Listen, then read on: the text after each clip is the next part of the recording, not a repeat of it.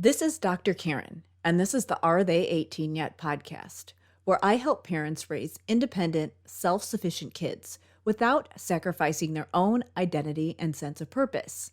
I'm here to share practical day-to-day solutions for raising kind, successful, well-adjusted human beings and actionable advice for supporting systemic changes so we can make this world a more inclusive, accepting place now and for future generations.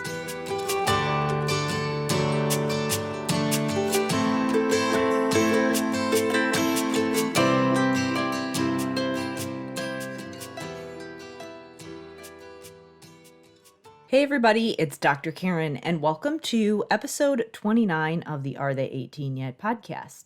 In this episode, I am going to wrap up the discussion about how to help your kids become strong readers and spellers in a digital world.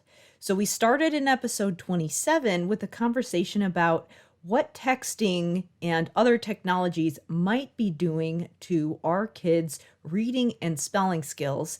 And in episode 28, I dove further into that topic and outlined some key terms. And we'll wrap up the discussion today. And I am going to talk about two of the three essential components and things that need to be there in order for your kids to have enough practice in order to develop the skills that they need to have those solid literacy skills that they'll need for being successful in school and then in life beyond school. So those two things that we'll talk about today are called active and generative use and integration of skills. Let me start off with a high-level overview of what we've discussed so far.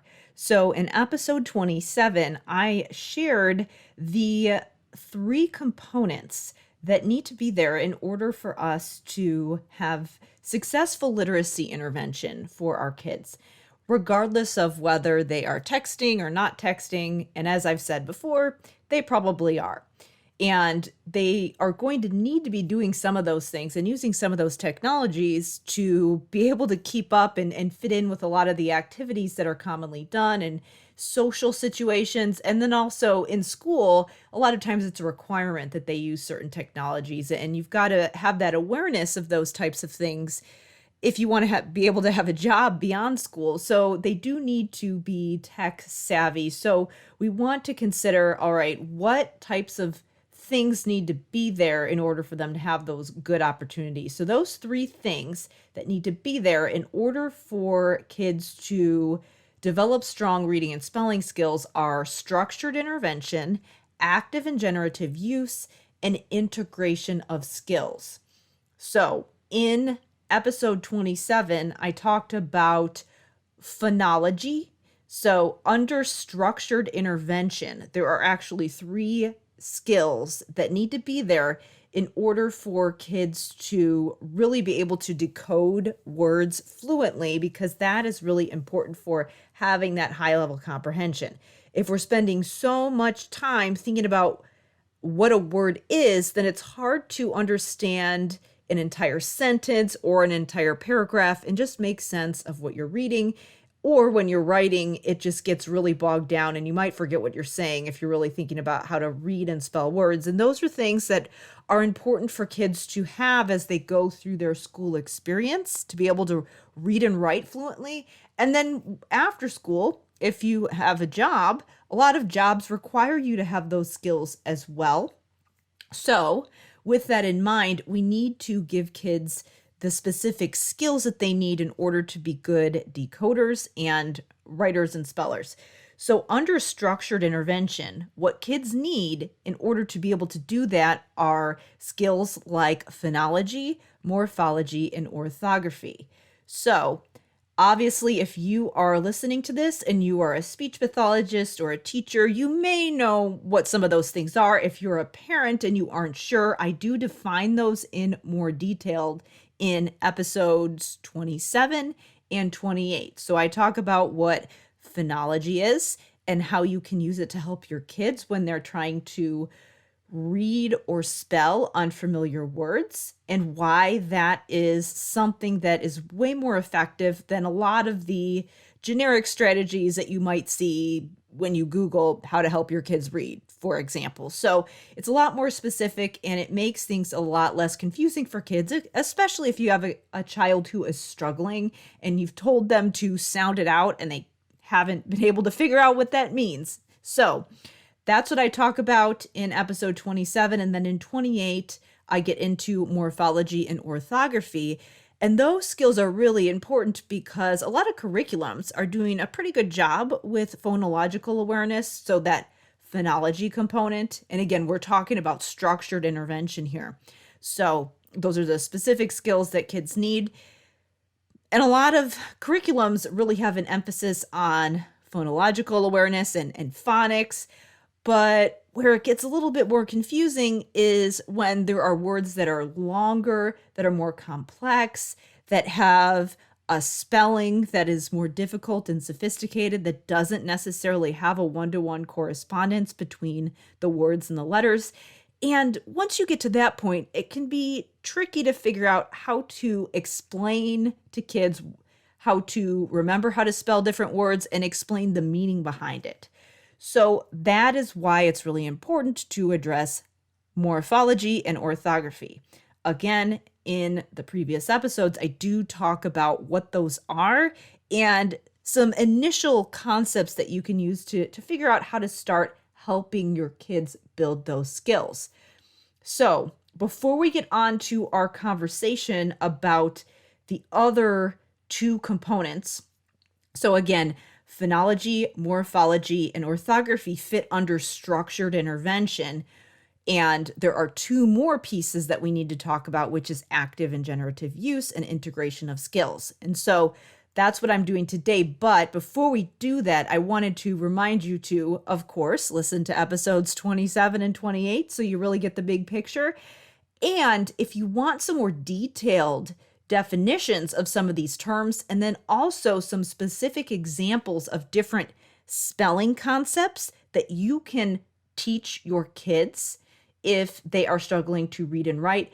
Originally, I created this resource called the Word Study Toolkit. It was specifically for speech language pathologists who were working with kids who have language processing issues due to diagnoses such as dyslexia or developmental language delay, or a number of other diagnoses that can impact someone's ability to learn and learn to read.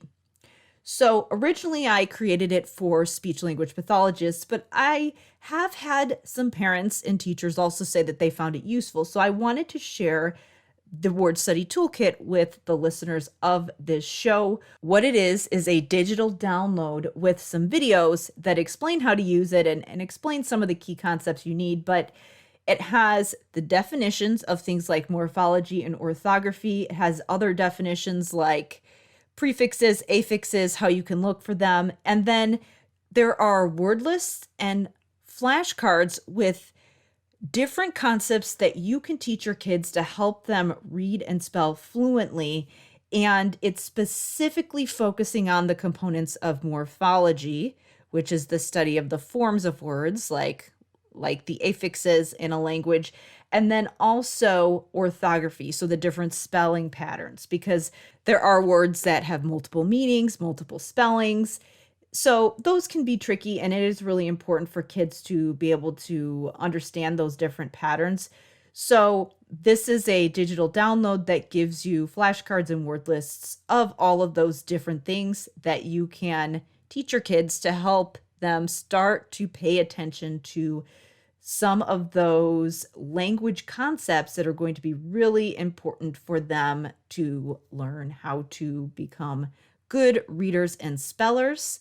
I focused on morphology and orthography because there is a lot of information out there for teachers, for speech pathologists, parent blogs, things like that. There's a lot of information out there about phonology, but there isn't as much information out there about morphology. So that's why this resource is focused on those components. To get access to the Word Study Toolkit, all you need to do is go to drkarendudek-brannan.com/word study, and you'll be able to get instant access to the download and the videos that go with it. So again, that's drkarendudekbrannan.com/word study.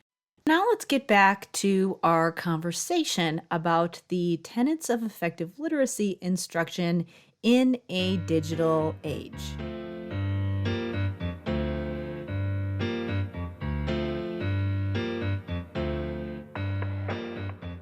While structured intervention of specific skills that helps kids decode is really important, we also need to have two other things: active and generative use and integration of skills. Let's talk about active and generative use first. We get stronger with skills when we use them actively instead of passively, kind of like how you can't learn to drive by simply sitting in the passenger seat. At some point, you do have to get behind the wheel. This is referred to as active use. Now, as far as generative use, when we use skills in generative ways, we're taking a skill or concept and applying it across different situations and contexts. For example, you might learn that you can use a certain letter to spell one word, but since you've developed an understanding of what that letter represents, you can also figure out how to use it in other words. Working on skills like phonological, morphological, and orthographic knowledge form that foundation for structured literacy intervention. However, in order to be proficient, kids need regular opportunities to have that active and generative use. A lot of kids do just fine with the standard reading curriculum delivered in most schools, even with the influx of screen time and text speak. However, some kids need things to be more intensive and direct, especially if they have diagnoses that impact learning. And even though school curriculums do involve a lot of structured teaching strategies, a lot of skills need to be learned implicitly. In other words, instead of someone sitting down and explaining the skill directly, kids have to figure it out on their own as they're practicing other skills. So that's what implicit learning is. When somebody doesn't directly tell you, you just kind of figure it out. So one example would be, as kids are reading, they might pick up on the meanings of vocabulary words or the spellings of words that they're encountering for the first time in a book that they're reading, for example. So when we have these unique situations to apply skills and learn things implicitly, that's a really good opportunity to engage in that active and generative use. But as I said before, some kids do fine with this, but other kids struggle. Some kids don't necessarily know how to bridge that gap between application. Here's another example to help you understand what could constitute that active use of skills, and another example of how implicit learning takes place. A lot of times when kids are writing, they have to remember how to spell words, and they also have to figure out how to formulate sentences with different vocabulary or problem solve to figure out how to spell words they might not have learned before. It challenges them to apply the skills that they've been learning, but as they're struggling through this and being challenged, those skills become stronger. It's kind of like when you're lifting weights, you increase the weights that you're lifting and it's harder, but you get better and stronger over time. What's really interesting is that because of these challenging situations and these rich language experiences, the average elementary school student can learn thousands of new words each year. And a lot of it happens during those challenging reading and writing tasks.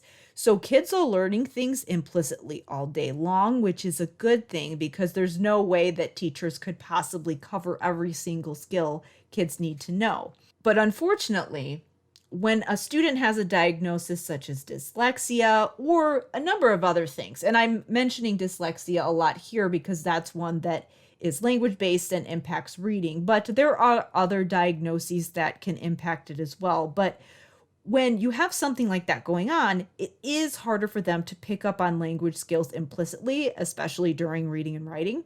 So this could be those skills such as phonological, morphological, or orthographic information. So I mentioned before in some of the previous episodes that when you start to teach kids a skill in a structured context and draw their awareness to different spelling patterns or different strategies, they can figure out how to do it in that setting many times.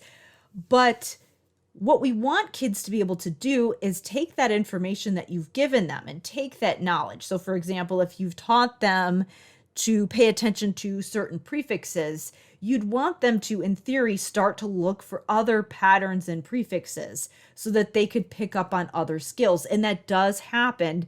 But the problem is that while certain kids just kind of pick up on that more easily, kids who have disabilities that impact reading are going to have a harder time picking up on those patterns if you don't give them some additional support during the active and generative use. So what this means is that some kids need more structured explanation and intervention before they're able to move on and be independent with active and generative use so that they can start to learn things implicitly.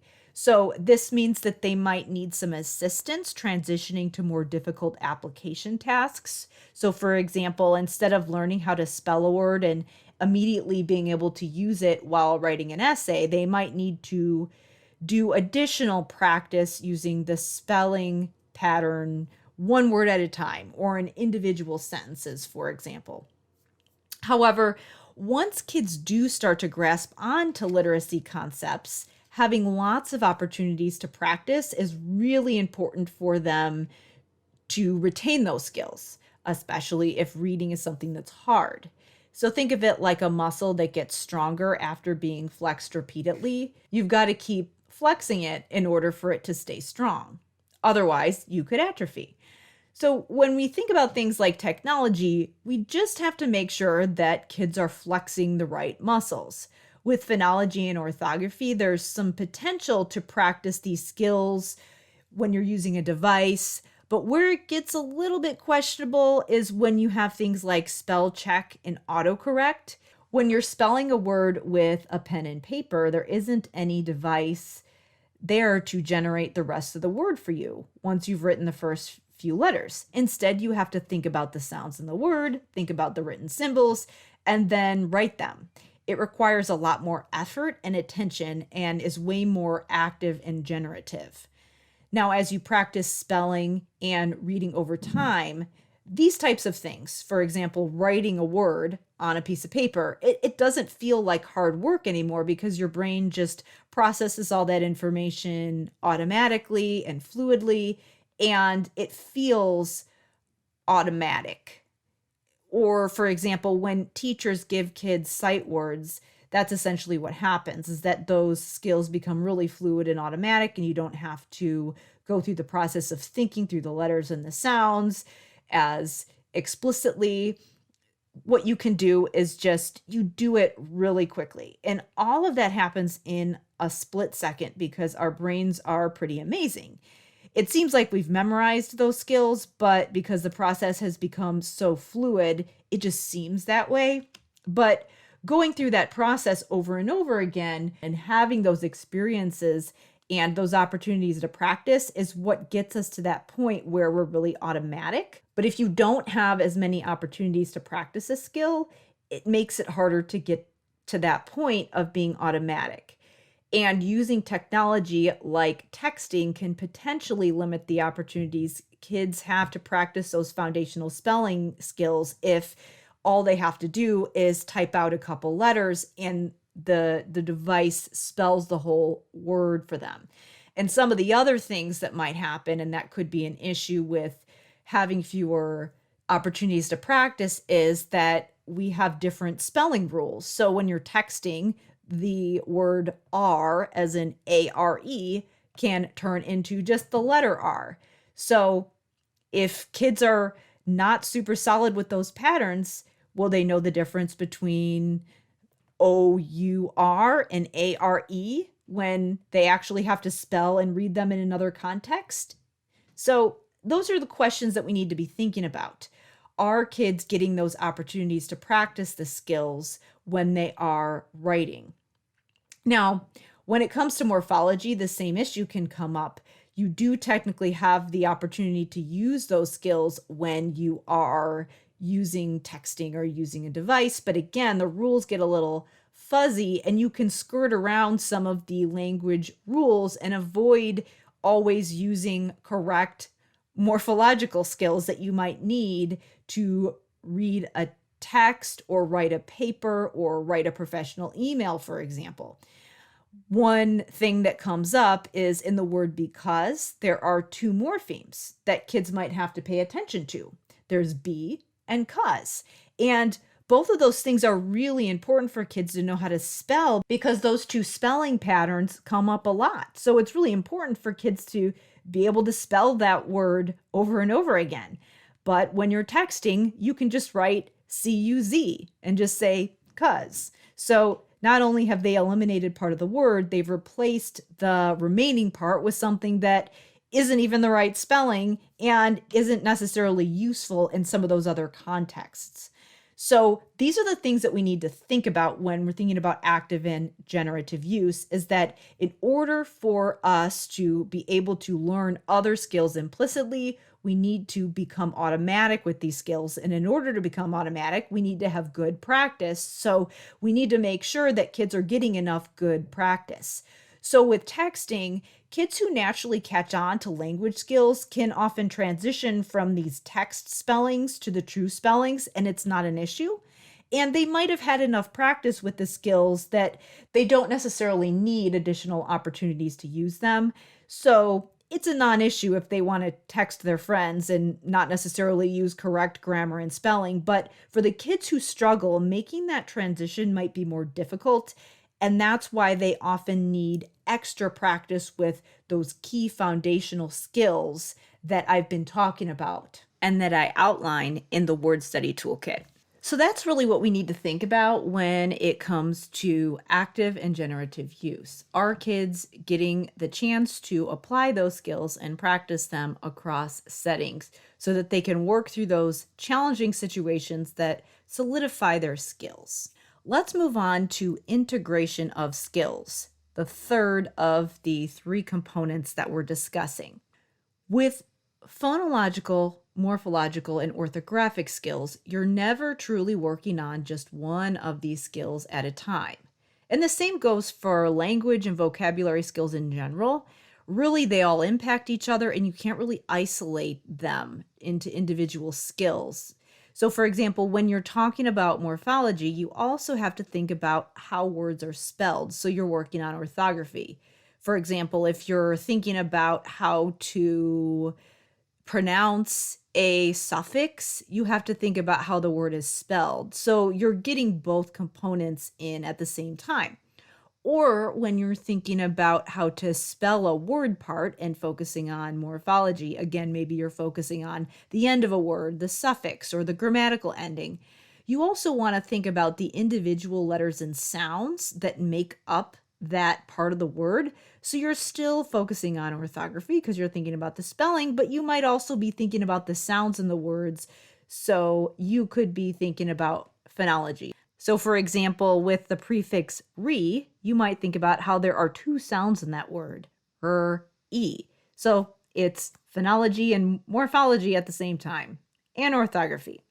Now, this integration doesn't necessarily happen across contexts. For example, you have to integrate a different set of skills when typing versus writing. For writing, you have to use letter formation skills, and while typing, you'd use keyboarding skills. So you're using multiple skills at once and having to apply and actively use different skills, but the type of task that you're doing is going to be what informs what skills you actually have to use.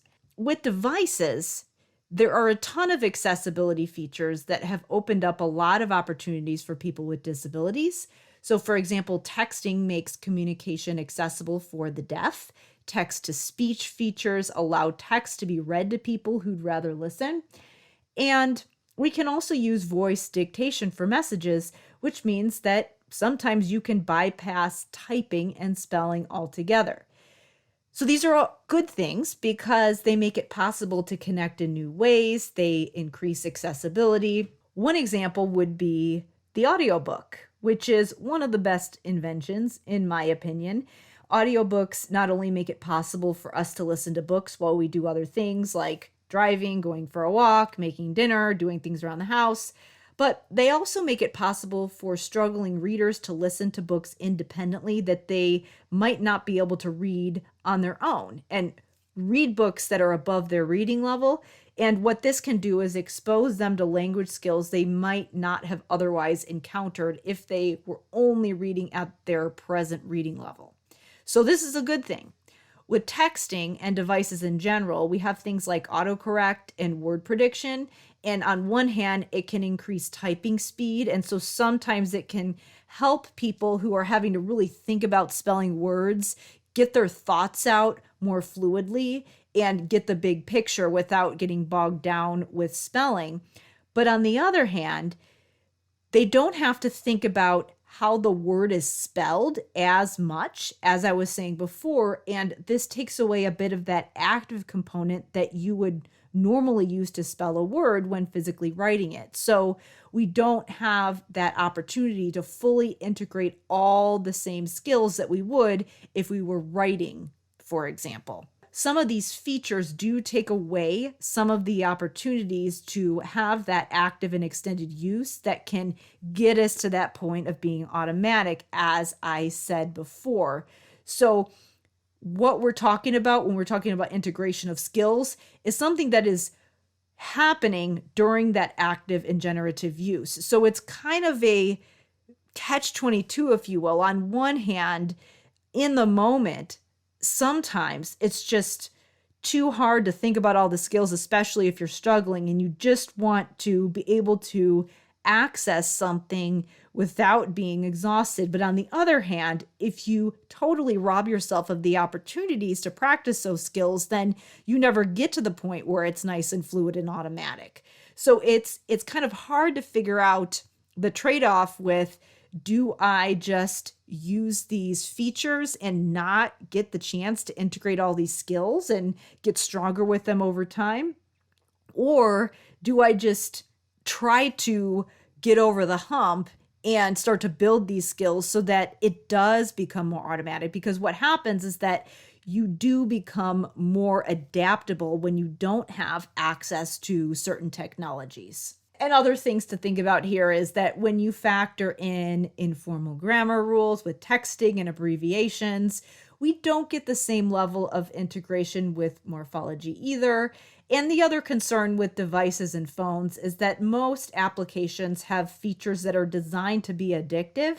And that means it's easy to pick up your phone with the intention of sending a quick text to a friend, but then get sucked into a vortex of notifications and start doing other things. Even if the accessibility features are great, if you have other things that are distracting you, obviously that's not going to be helpful. So this might end up taking time away from opportunities to do other more productive things if it does end up being too distracting. And one of those things would be having real human interactions or spending your time reading a book. So it is possible that the excessive screen time issue and the addictive nature is more harmful than just texting and autocorrect and all of those features. So that might be more of an issue than the fact that there are some different rules with grammar and spelling when you're texting or using a device in comparison. So that might be something that we might want to focus more on than just these other things that I've been talking about. So that's definitely something to consider.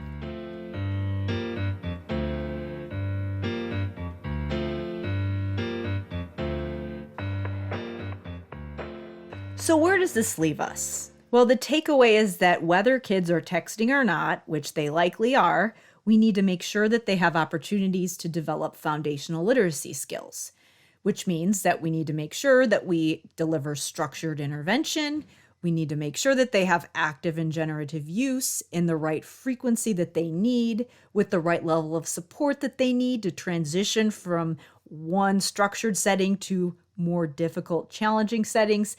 And then we also need to make sure that while they're having that active and generative use, that they're integrating the right skills so that they have practice with the skills that they need in order to be successful, so that they can become automatic with them, so that they can be more adaptable and be able to apply those skills across settings. This is true with all language skills, but obviously it's especially true when we're talking about reading and spelling. Obviously here, when I outline all these things, this is where a lot of people want to know where to get started and next steps. So that's why I have created the Word Study Toolkit for SLPs. Originally, I designed it for SLPs, providing language therapy, and it is perfect for that. But I've also had parents and teachers find it useful as well. When I mentor SLPs, the component that I often emphasize the most is morphology when it comes to literacy and decoding, because it's often not addressed with enough intensity in some reading curriculums. And this is not saying that teachers aren't doing their jobs. It's just that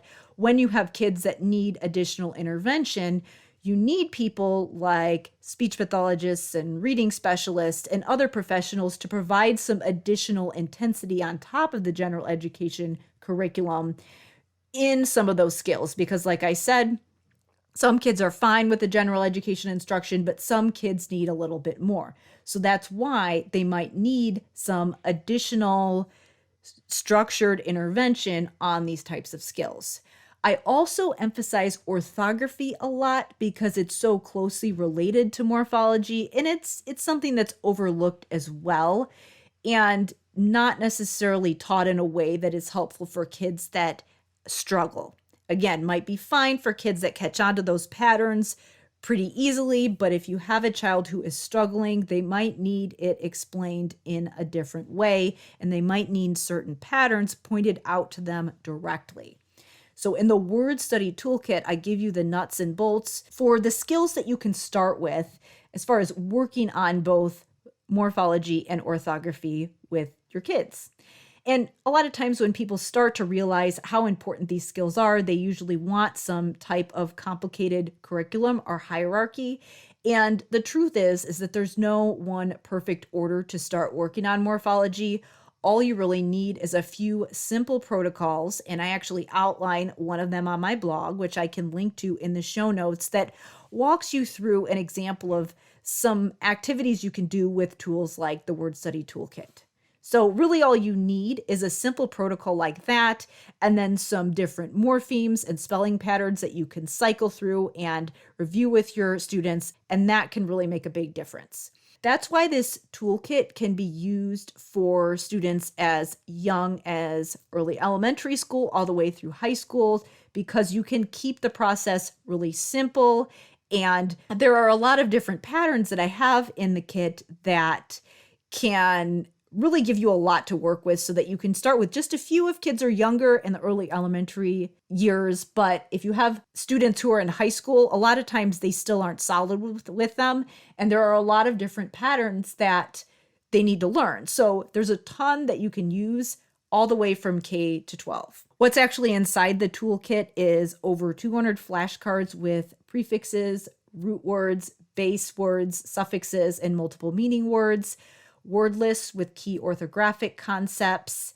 I've got some descriptions of 17 different concepts that you need to know in order to help your kids build morphology and orthography skills. And then I also have flashcards and word lists that have definitions for the different word parts, because morphemes all have different meanings. And this can be really helpful in helping your kids understand why words are spelled the way that they are. And then, of course, we've got some video tutorials that will show you how to get the most out of this guide. You can get instant access to the Word Study Toolkit if you go to drkarendudek-brannan.com/word study. Again, that's drkarendudek-brannan.com/word study.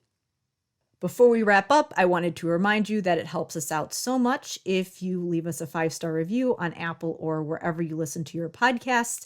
And of course, if you know someone who is supporting kids who are struggling readers, or if you know someone who just wants to be proactive with making sure that their kids or their students have strong reading and spelling skills, remember to share this episode with them.